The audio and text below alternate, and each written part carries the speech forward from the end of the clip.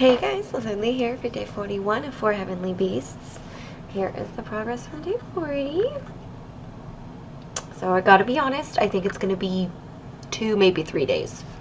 Although I'd love to finish today because there's only like 5 colors and the majority of them are 2 very dark ones. Just, to be realistic, I don't think I'll finish today. Okay, and I have David back with me. And I totally forgot I finished the Guards book. So Carrot was one of the main characters. He was adopted by a dwarf family. And he's like over 6 feet tall, which is a giant for dwarves. He lives very literally. Like, if you tell him, walk through that door, he will immediately walk through that door. Like, I want to say is going to spoil near the end, and that was one of my favorite parts of the book. What? Should I maybe set the scene for... Go for it. I'm not good at this. This is why I'm doing a bad job. So guards. You're eating, so it sounds terrible. I'm eating blackberries. Yeah, and it sounds terrible. I can hear you chopping your lips over here. I'm sure the listeners will appreciate my healthy appetite. Anyways, okay, honey. Guards is by Terry Pratchett, who is one of my favorite authors and a very, very well-renowned author. He has unfortunately passed away, but he wrote some 20 to 30 books in his lifetime. And while the early ones show some rough edges, especially later on, they are, in my opinion, some of the best books ever written. Well, okay, so on the timeline of his books, where does Good Omens fall? It's not within the main Discworld thing, but timeline of I think it's later. One of his first books, one of his last books. I think it's closer to the middle. Because I was really enjoying it. The only reason I didn't finish it was because I kept falling asleep. And then I think I brought it with me to jury duty, actually. Yeah. And then I wasn't able to finish. And then I came home and I kept trying to read it. May 10th, 1990. So I think that's pretty late in Terry Pratchett's publishing history. I'll look right now. I figured you would know because he's your favorite So author. it was a year after the one you just read. Oh, wow, okay. Which is about where I think he starts to find his... groove. Granted, there's some older books that are still really good. It's just that there are... He doesn't balance large casts quite as well until later. And there's an entire... Well, okay, to set the scene here, if you haven't heard of Terry Pratchett, his world is called Discworld. So think Lord of the Rings, except it's rather than being like, oh, it's high fantasy and elves and orcs and all this stuff and trolls, it's meant to kind of be satire of modern society, or even historical society. Guards is satire. Like, it's making fun of... Well, we'll get to it. See, before you continue with that, I have to say the audio book, the guy they got is the most monotone, terrible person I've heard in a very long time. And the quality wasn't great either. Yes. Like, if they had frickin' James Marsters doing it, it'd be infinitely better because he actually has tone. Mm-hmm. That guy it was the same throughout. It was terrible. And so it made it really hard to pick up on things like that. Like, my favorite line was, the thunder rolled. It rolled a 6. Yeah. But he didn't say it like that. Like, I didn't even put the kind of tone on it that it should have gotten. So to be sort of fair, some of that is... Granted, the guy's voice is not ideal. Lots of people have complained about it. On the other hand, part of the problem is that he's doing it in a very British way, which is, understated and and that's not me. But he still doesn't quite put the oomph into it that I think it deserves, and so I'm looking for an alternate. Anyways, Discworld is a fantasy world, like I said. It's literally a disc. It's flat. It's on the back of 4 elephants riding on the back of a giant turtle, which I think is a Hindu belief. I'm probably wrong. But really, really popular series. And it's popular because he kind of has different characters operating in this world. And so he'll follow one group of characters for several books, then he'll pick a new character to follow, or he'll intersperse them, or he'll do little one-offs. And they all just kind of use the setting to kind of poke fun of, or satire, or sometimes have very legitimate commentary on systems. political or otherwise. His stuff on money and like war and whatnot is some of the best like I've ever read, both in making it humorous and interesting, but also in like actually understanding how to discuss these kinds of topics and convey to people like why some of these decisions are made and why they're horrible or good or not or whatever. So I really, really hold him in very high regard. I'm hardly the only one. He was knighted, to my memory. He's Sir Terry Pratchett. So, anyways, I had Liz try Guards, which is in the middle of his books, but because his books are in a world and each one was kind of written so that you could pick that one up and start with it, it's not a huge deal. There's mini arcs throughout the books that follow certain groups of characters, and this one starts what's called the Guard series, or the Night Watch. And it features Carrot, who Liz has told you about, who will become who's kind of one of the main protagonists of the group. And as she said, he thinks he is a dwarf. He is a very tall young man. He's very precious. Mm-hmm.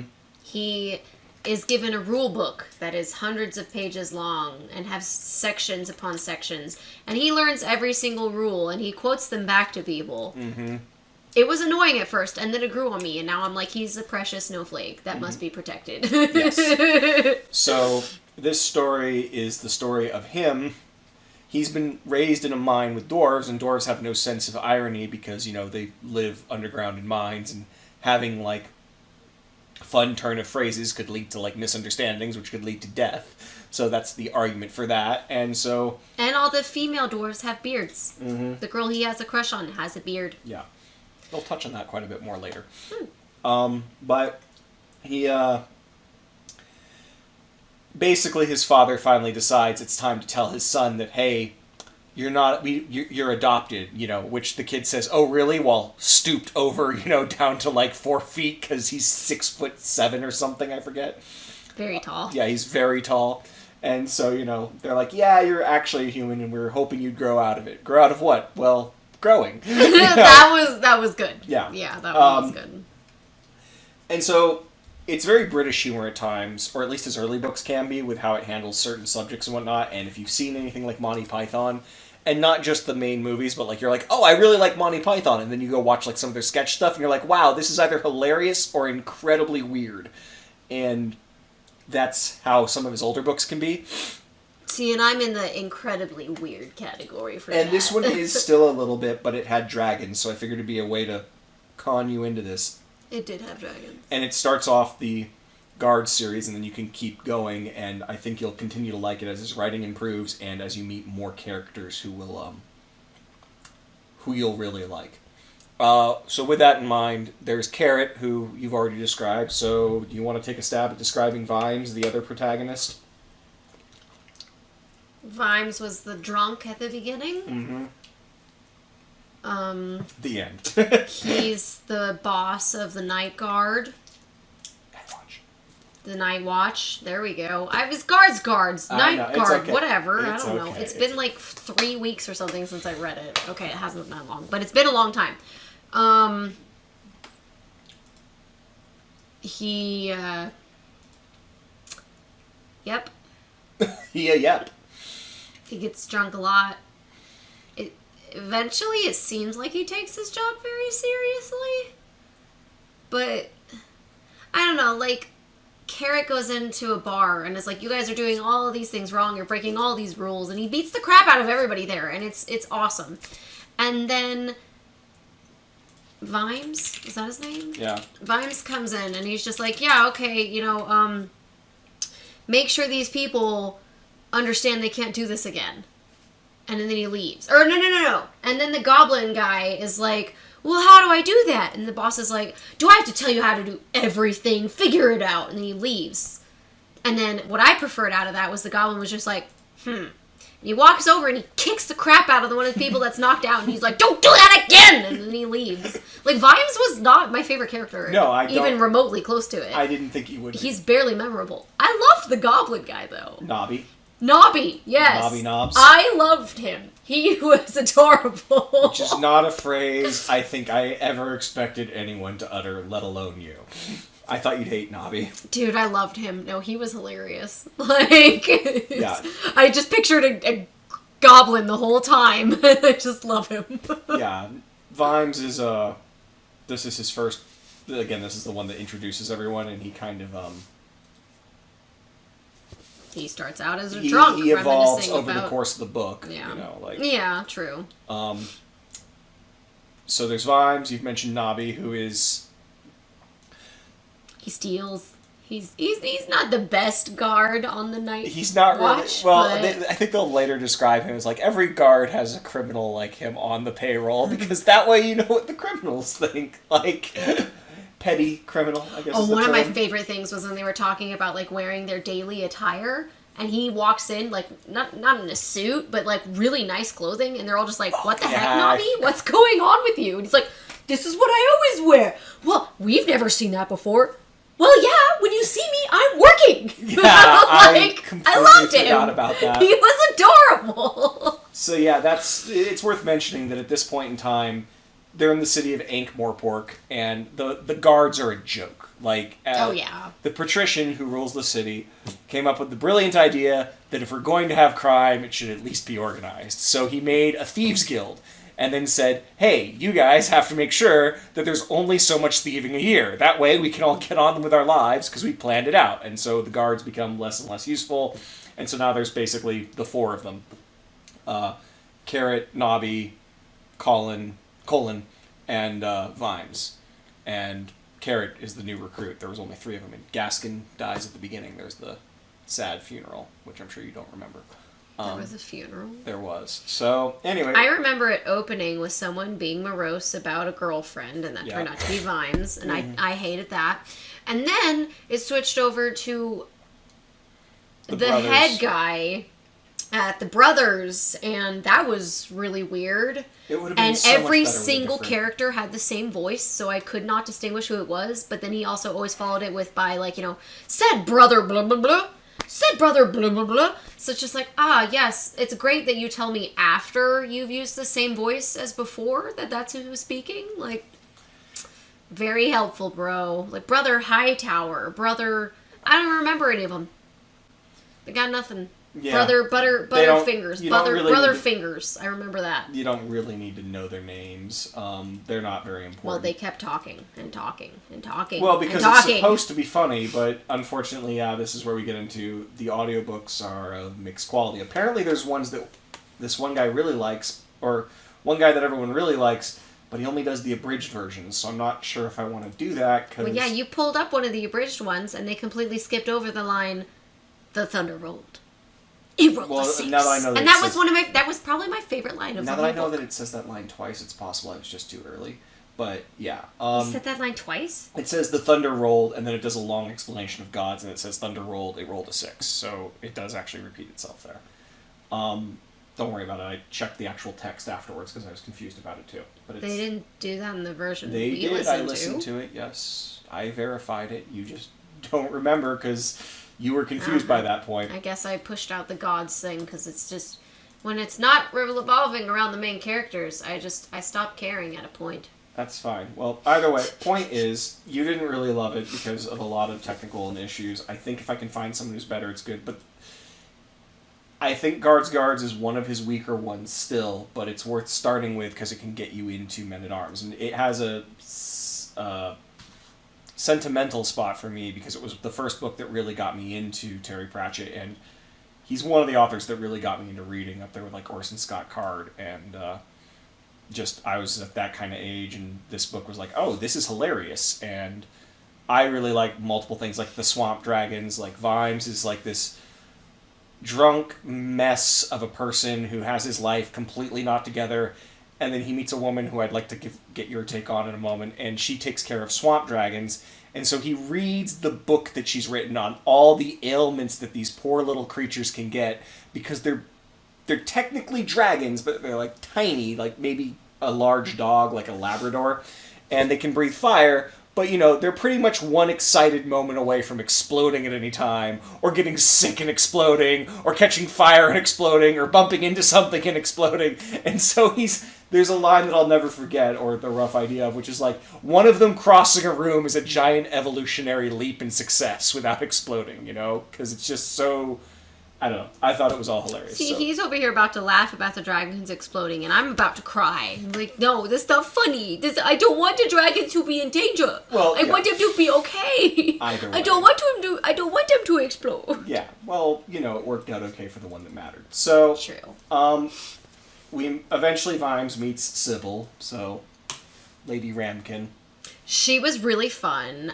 She was kind of weird when you first meet her because she is just like all about them dragons. All about them dragons. No thing else. I have no idea. Nailed it. I couldn't think what of a anything wordsmith. else.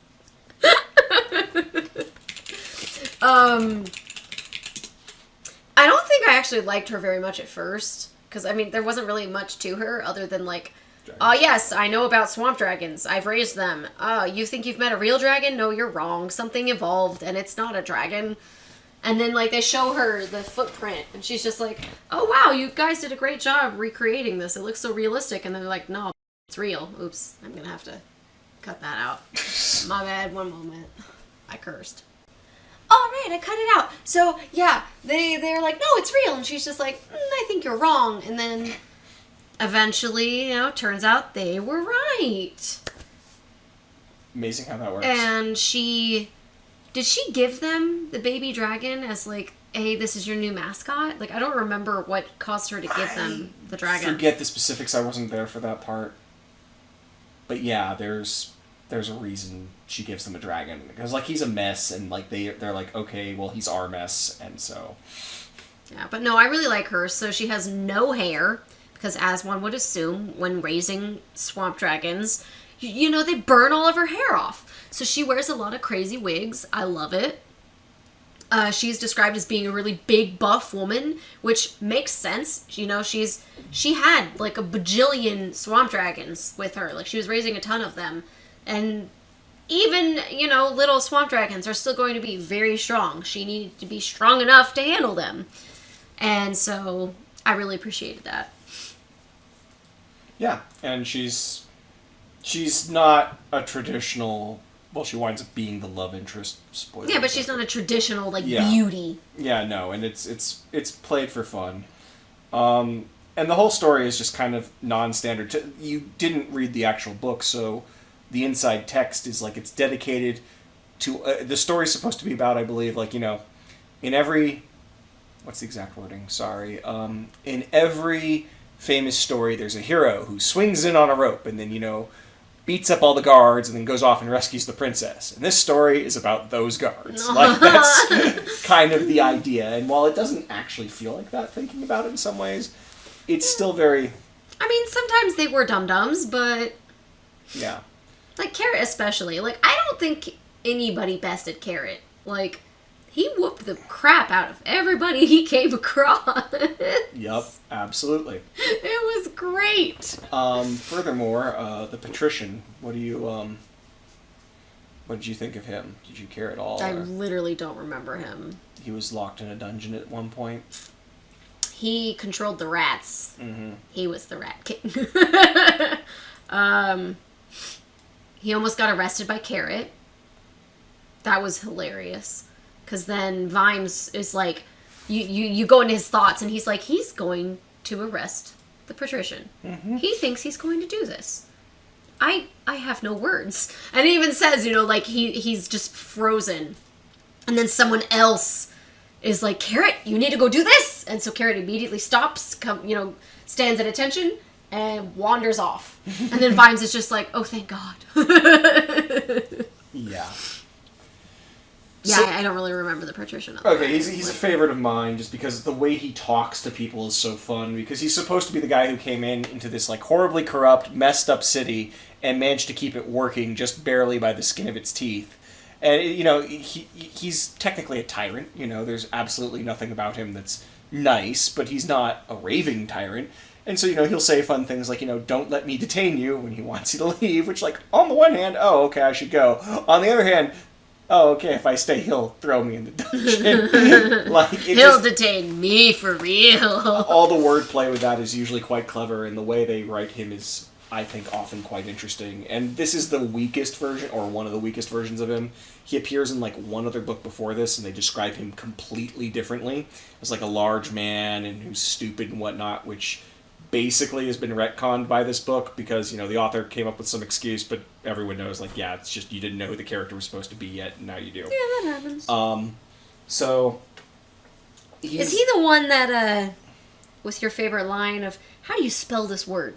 I wouldn't. That would be Nobby. That was Nobby? That was Nobby. Nobby said my line? Yes. Or, well, he said your line. Yes. See, another reason why I just love Nobby. My favorite, well, one of my favorite lines was, oh my god, I don't remember the word now. I think he was trying to say, like, magnificent. Mm-hmm. I don't remember who it was, but someone was like, big. Like, that's what it came down to.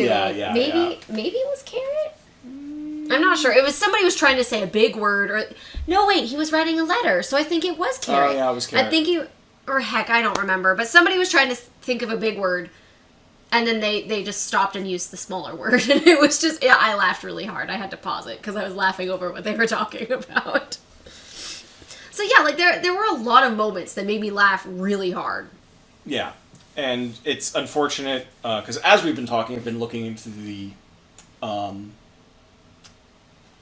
audiobooks situation, and basically it looks like there's 3 people who read these. The first half of all of his stuff was done by the guy you don't like. The second half was done by a guy that everyone seems to like and is probably better. And then there's one other guy who did some of the early stuff, but he only did the abridged ones. So I might let you choose between the abridged or just powering through with the guy that you don't love. I mean, like, I feel like you miss stuff. a lot. This is why I don't like. Yeah. I don't like abridged series for anime.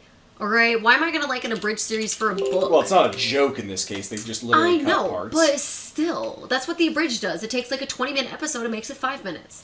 Like, it shortens it too. Yeah, I mean, I it makes it a joke, if you could but just adapt to this guy. It sucks because, like, he's terrible. He's not exactly terrible in my. Yeah, he is. The only person whose voice that I could distinctly tell was someone else was the dragon. See that? And that voice was the worst. I don't have that problem. Well, the dragon voice was super weird. That was the worst thing ever. But yeah, I agree. There are some issues. They're short. You could just read them. No, I'll fall asleep. I want to cross stitch. Well, I tried.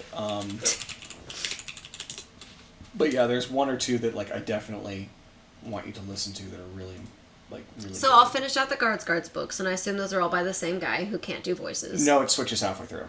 Really? Mm-hmm.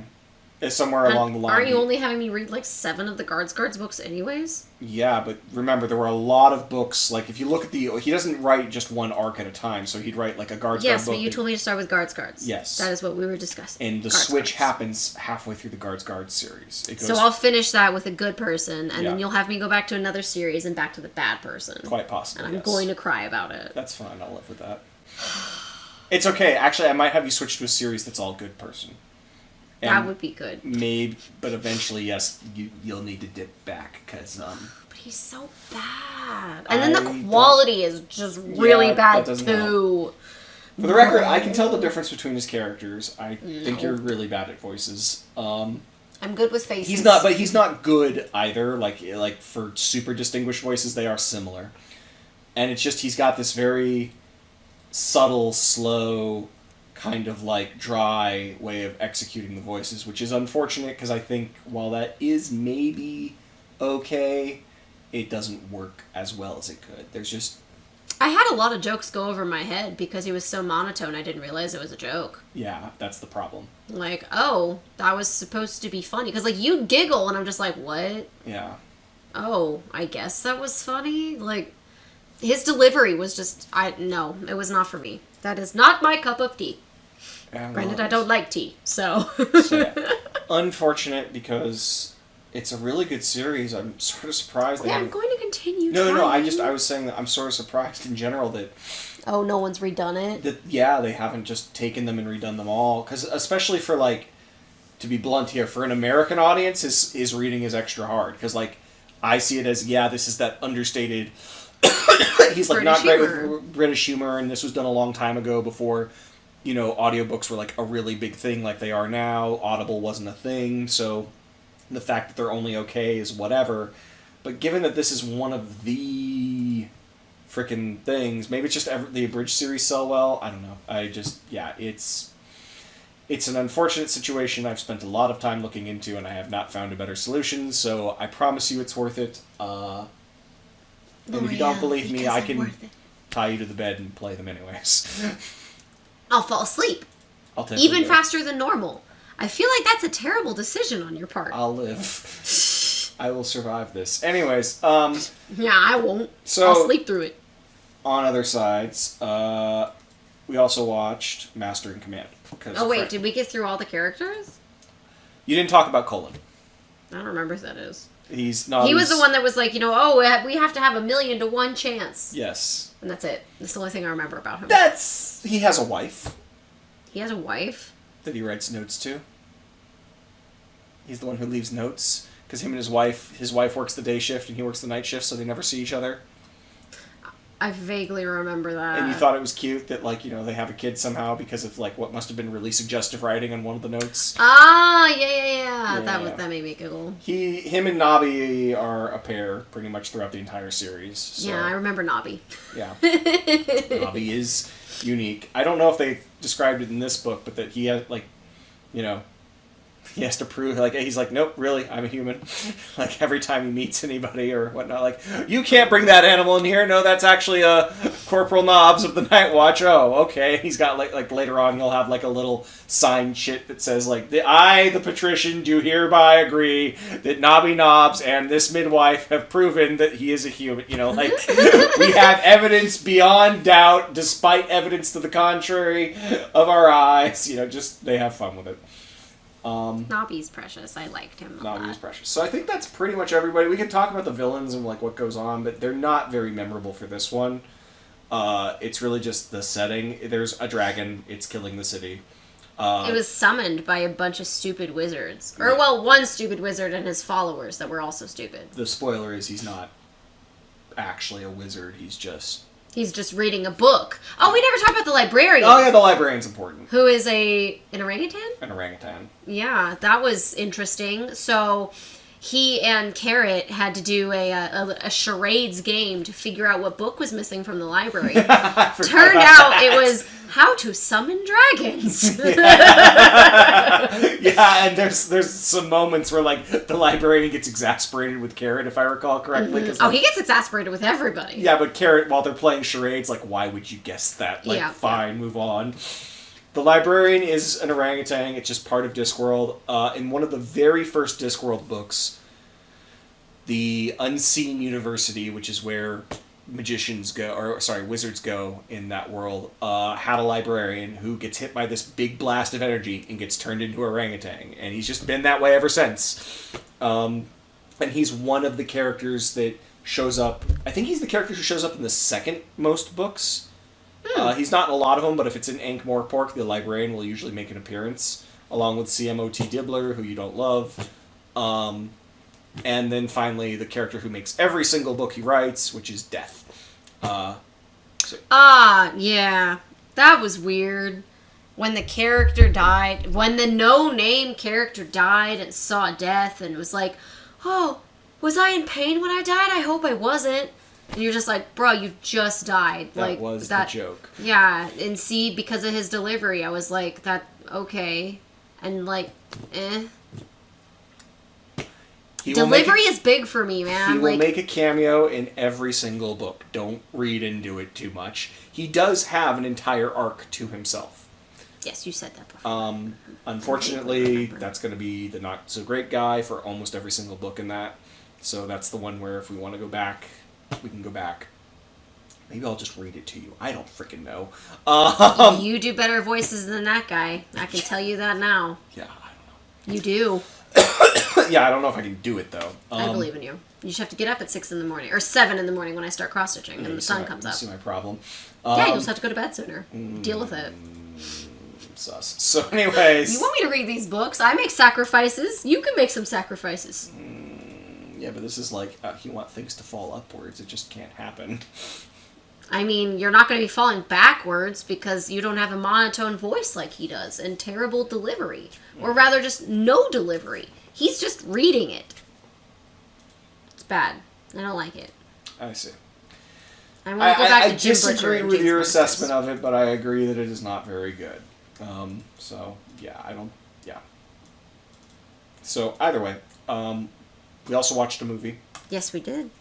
So, a friend of ours had told us he really wanted to watch Master and Commander and make us watch it, and I've heard really good things about it for years, so we finally watched it, and turns out the good thing is good.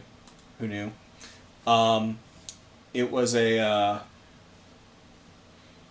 It's about a boat. It's People about a boat. on a Yeah, boat. well, I was trying to explain that, like, it was supposed to be the first in a series, but it's still worth seeing, because it just has kind of the ending is acceptable. And it's based on sort of the way our friend explained it, like a James Bondy book series, except rather than being about a spy, it's about a guy who is, running a ship in the British war times during the era of Napoleon. So, he's in the British Navy, and they're trying to, sail around the world and do what they're supposed to do when, Napoleon is, like, taking over Europe, and but Britain is threatened and whatnot. Mm-hmm. And yet it doesn't really have too much to do with that directly. Because it immediately starts out with a ship called the Acheron, the Acheron. I'm not sure how it's supposed to be pronounced. Pretty sure they said Acheron in the movie. They did, but I'm not sure if that's supposed to be like, the British would never pronounce a French word right, sort of thing. And it just attacks them and, like, destroys them, and they barely survive. And it's bigger than them, and it's better than them, and they have no idea how to deal with it, but their job is to deal with it. And so they go off and chase this ship over the course of months, because that is how it is back then. And it's just a really good story, and it's really well done. It's very faithful to reality in many ways. Like, it's still dramatic telling, like, the way certain people handle things or do things is very dramatic, and, isn't it coincidental that this is a problem right now? But nonetheless, like, the way people live, the way things were talked about, the way that they were handled is very accurate.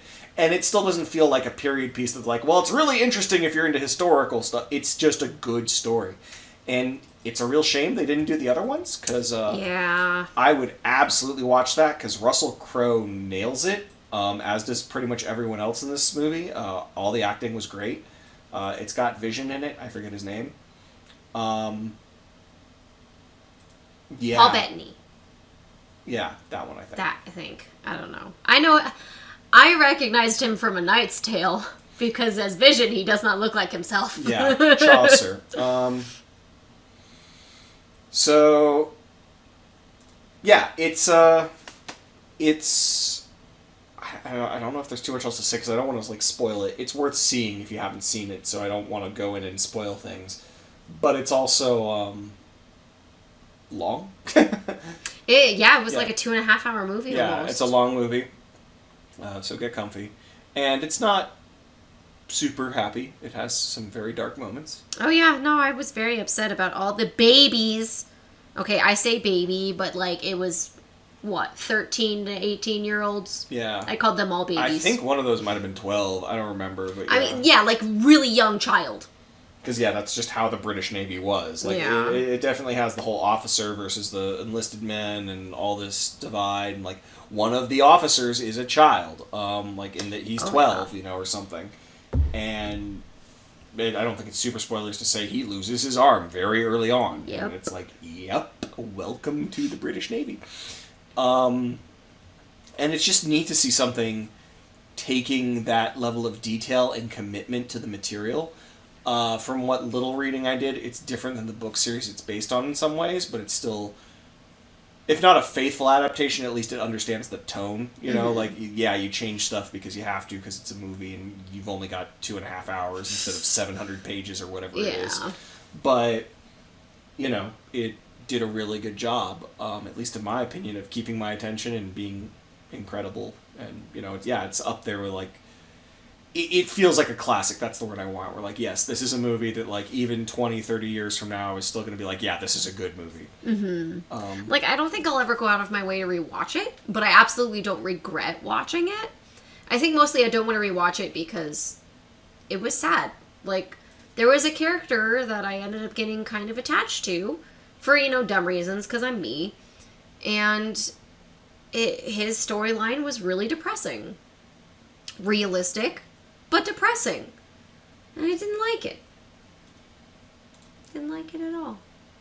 Yeah, I mean, it's not a happy environment. Oh, I mean, yeah, they're on a ship. Like, that's almost never happy. Yeah. And it is kind of interesting because they wind up going around, like, they wind up on the other side of South America over the course of this. Like, it is a long way away from Britain, and yet, yeah, it's such a strange. It does such a good job of conveying the, like, commitment of all this. Like, you're stuck around these people for basically the rest of your life, like huge portions of it, because it takes months and months and months and years and years and years to do anything, and that's your job.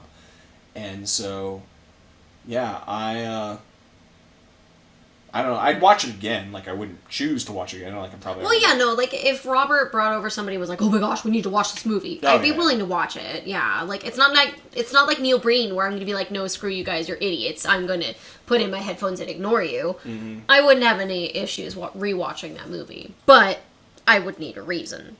Like, that is not a movie I'm going to randomly go back to. Like, oh, I feel like watching this. No.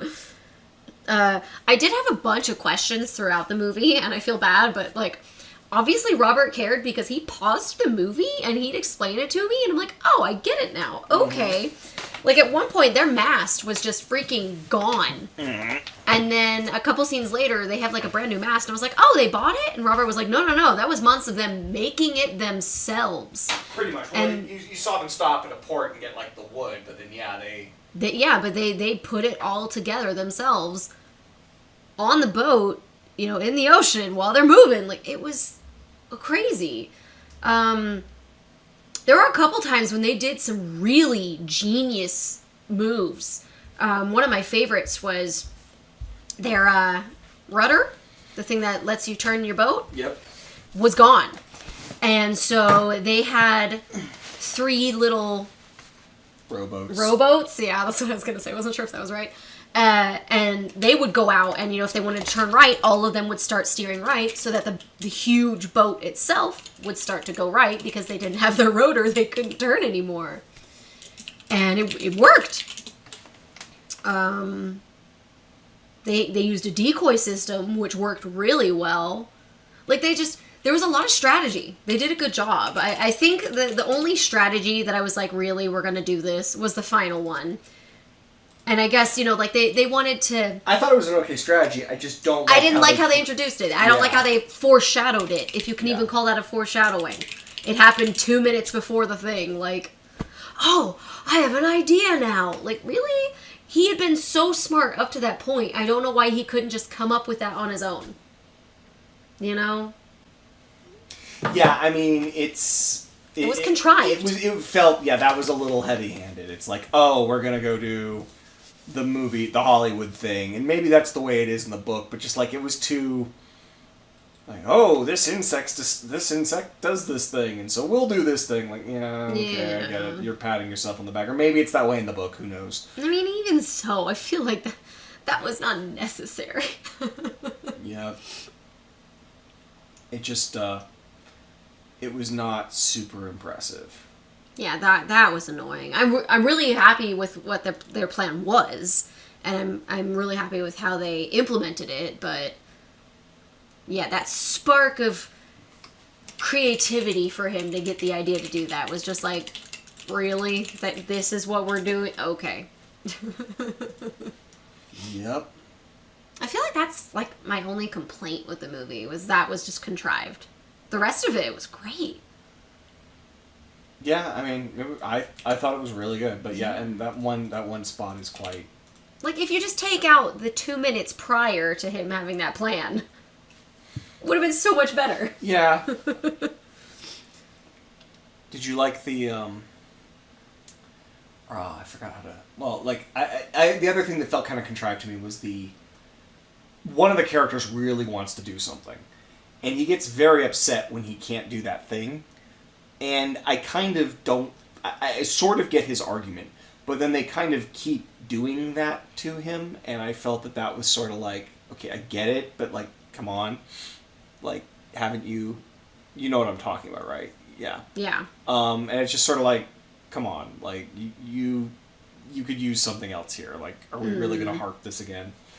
I mean, you have to have issues between the main protagonists or whatever. Right, and I feel like they could have found other ways to get to that point. Yeah. But, I mean, these are, like, very minor nitpicks for what is otherwise a very, It was a really good movie.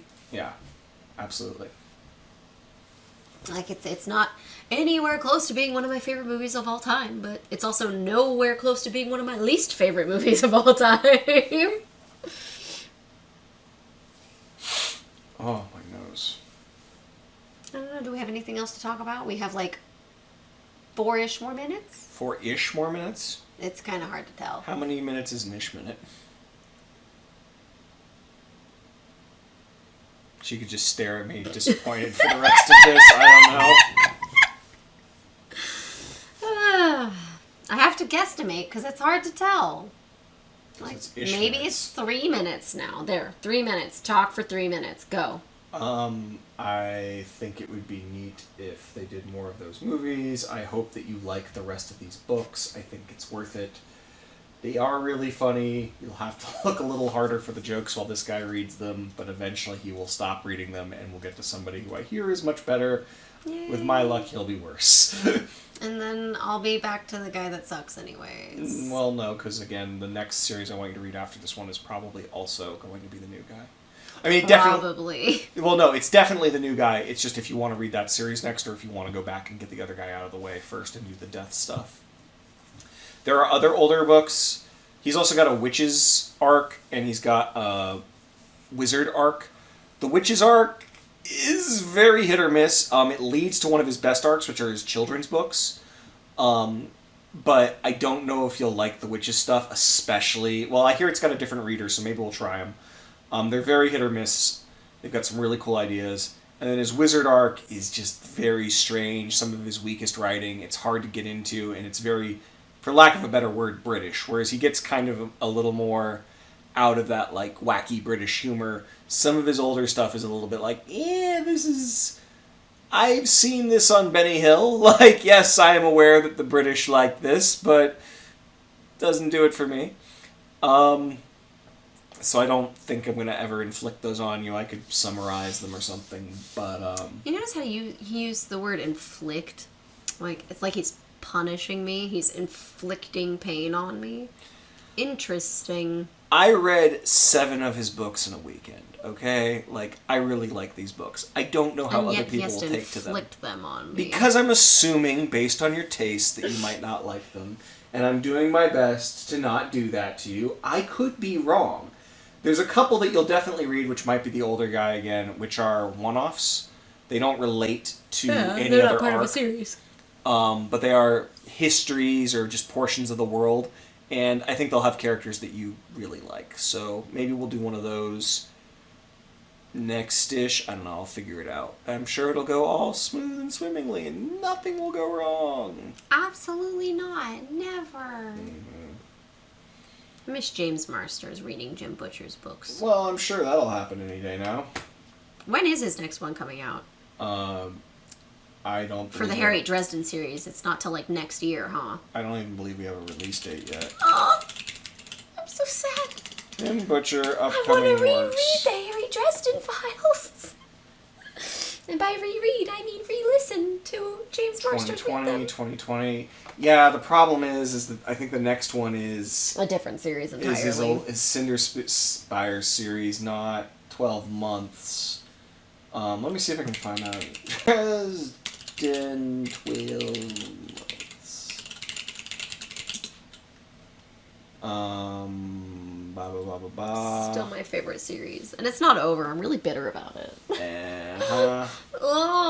You'll have to, like, you know, get on board with the rest of us.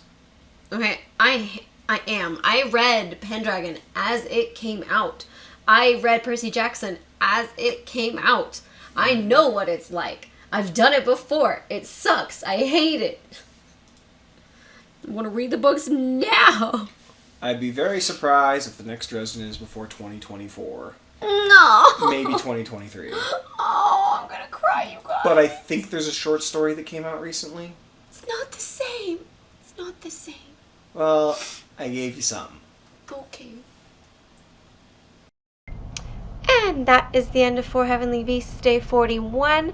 I got 6.5 hours of footage. I have one color left. It's 310, which is the pure black. And it's too dark. I'm too tired.